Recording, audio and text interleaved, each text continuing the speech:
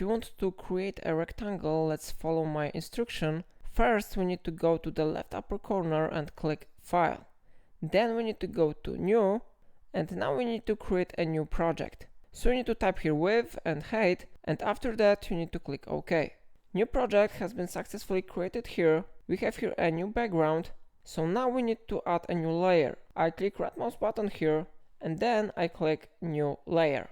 I click OK, and after that we need to select from the tool Rectangle Select Tool. It will let us to create a new rectangle. So now we need to draw here a new rectangle, maybe something like that.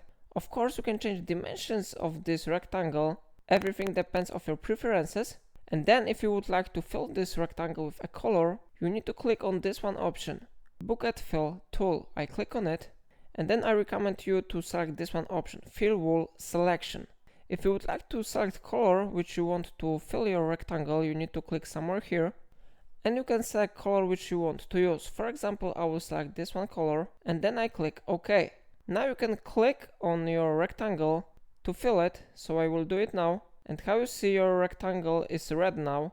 If you would like to use background color fill, you need to click on it, and then you need to click on your rectangle.